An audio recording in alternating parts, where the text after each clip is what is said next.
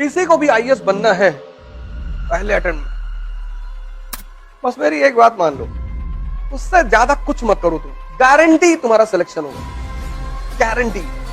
और सिलेक्शन अगर नहीं होगा ना, तुमको 2 साल का खर्चा देंगे 30,000 रुपए महीने के हिसाब से। इस एग्जामिनेशन में इतना पढ़ना थोड़ी है, इस एग्जामिनेशन में तुम बहुत पढ़ नहीं पाओगे, इतना जान लेना।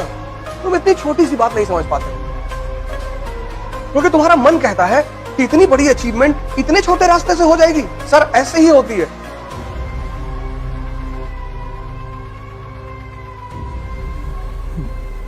जय हिंद फ्रेंड्स।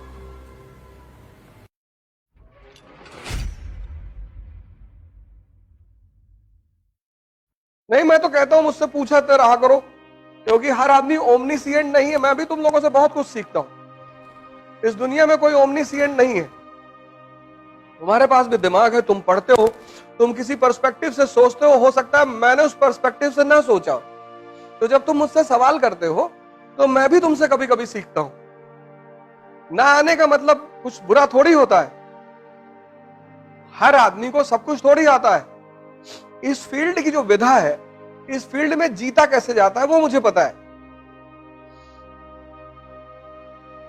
हो सकता है मुझे हिस्ट्री कुछ भी ना पता हो, लेकिन इस फील्ड में जीता कैसे जाता है, कैसे आईएएस में सिलेक्शन होता है, क्या करना पड़ता है, वो चीजें मुझे पता है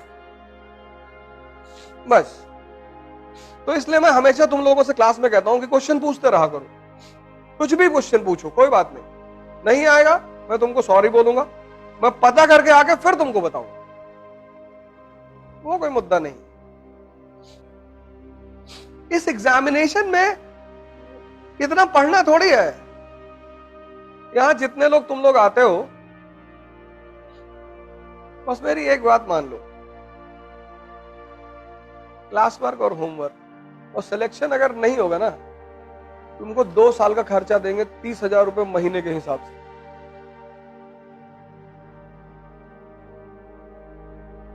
तुम क्यों टेंशन ले रहे हो यार?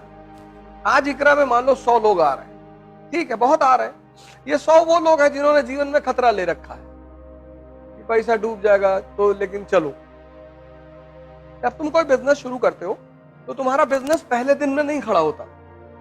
बिजनेस का पहला चरण है फेथ। इतनी बड़ी बड़ी कंपनियां मार्केट में हैं, तो लोग उनको पास जाएंगे। जब आदमी पैसा देता है तो कहता है कि यार जिसका नाम है उसके पास चलो। नहीं, लेकिन जब तुम यहां आ ही गए हो, पैसा खर्चा ही कर दिए हो, तो मेरी एक बात मान लो, क्लास वर्क और होमवर्क उससे ज्यादा कुछ मत करो तुम। और न्यूज़पेपर, गारंटी तुम्हारा सिलेक्शन होगा, गारंटी।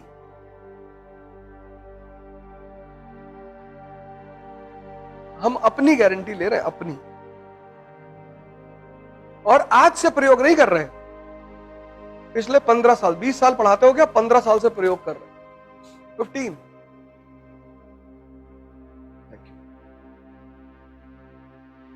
चाय है?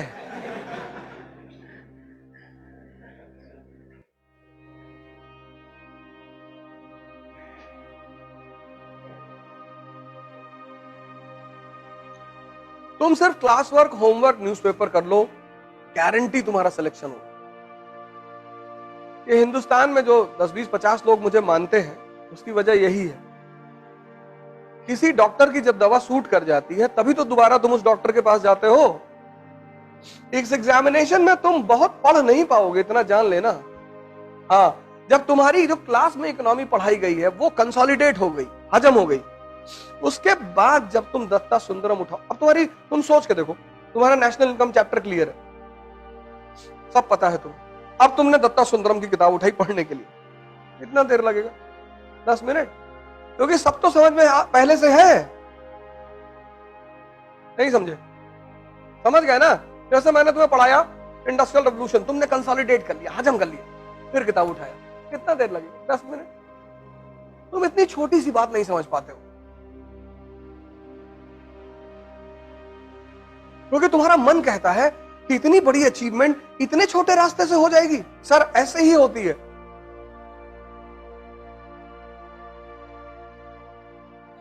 जितनी बड़ी बड़ी अचीवमेंट है उनके छोटे छोटे फॉर्मूले हैं, जितनी छोटी छोटी अचीवमेंट है उनके बड़े बड़े फॉर्मूले हैं। नियम है इस संसार का। यहां सबको बोलो भैया मैं सच बोलता हूं, तुमको लोग कहेंगे कि झूठा एक नंबर का है, और तुम सबसे बोलो कि मैं झूठ बोलता हूं तो लोग कहेंगे बहुत सच बोलता है ये आदमी। ये अजीब सा खेल है,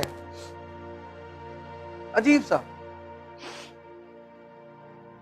एनसीईआरटी में कितनी बार तुम लोगों को बोला हूं, एनसीईआरटी मतलब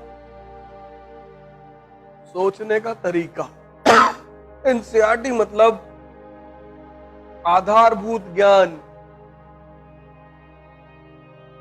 जितने लोग एनसीईआरटी तैयार कर लेते हैं आईएएस की कोचिंग करने से पहले, उनके फर्स्ट अटेम्प्ट में सेलेक्ट होने की संभावना 90% बढ़ जाती है। क्योंकि जब तुम्हें पता है कि लोकसभा क्या है, राज्यसभा क्या है, तुम इमेजिन करो तुम पॉलिटी की क्लास में जाके बैठे तो तुमको पता ही नहीं लोकसभा क्या है, तो टीचर जो समझाएगा तुमसे कनेक्ट हो पाएगा? नहीं होगा। लेकिन अगर तुम्हें पता है तो तुम कंसंट्रेट करोगे।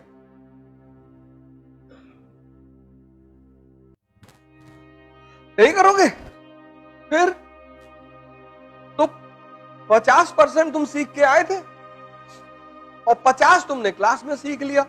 जड़ मजबूत हो गई कि नहीं हो गई? किसी को भी आईएएस बनना है पहले अटेम्प्ट में, वो अपनी एनसीईआरटी पर कमांड बना ले। अब जैसे पहला चैप्टर है विपिन चंद्रा का, क्लास 12th वाली एनसीईआरटी है ना विपिन चंद्रा, उसका पहला चैप्टर है 18वीं शताब्दी का भारत, है ना। अब वो चैप्टर जब तुमने खत्म किया तो पहली चीज क्या क्लियर होनी चाहिए कि मुगल साम्राज्य का पतन क्यों हुआ। यही तो पहली हेडिंग है। दूसरी चीज क्या क्लियर होनी चाहिए? क्षेत्रीय राजवंश, राजपूताना, अवध। पढ़ी हो कभी एनसीईआरटी? बताओ अवध के बारे में।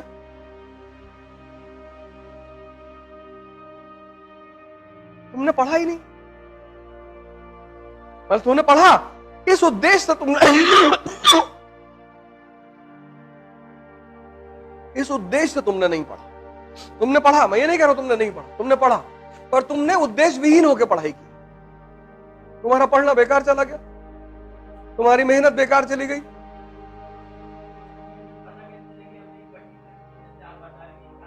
अरे भैया चैप्टर, जैसे जब तुम मनोहर कहानियां पढ़ते हो, सत्य कथा पढ़ते हो, तो उसमें क्या लिखा होता है? उसकी टाइटल होती है, उसी टाइटल से प्रभावित होकर तो पढ़ते हो। नहीं, बंबई की हसीना ने हंगामा मचाया, अब तुम उसमें क्या खोजोगे कि इस हसीना ने हंगामा कैसे मचाया? दो ही चीज तो खोजोगे। किसी भी किताब की जो टाइटल होती है, किसी भी चैप्टर का टाइटल होता है, वो यही तो तुमको बताता है।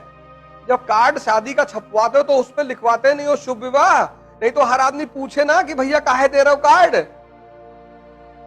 तो जब कार्ड देते हो तो उस पर लिखा होता शुभ विवाह। कहता अच्छा किसका है? कहता मेरे पापा का। अच्छा अच्छा,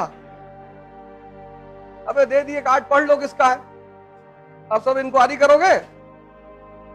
तो कोई भी चैप्टर की जो टाइटल होती है, वो टाइटल ये बताती है कि इस चैप्टर में ये चीज, अब 18वीं शताब्दी का भारत, तो किस किस स्तर पर? राजनीति के स्तर पर, अर्थव्यवस्था के स्तर पे, समाज के स्तर पे, तो पता कर लो।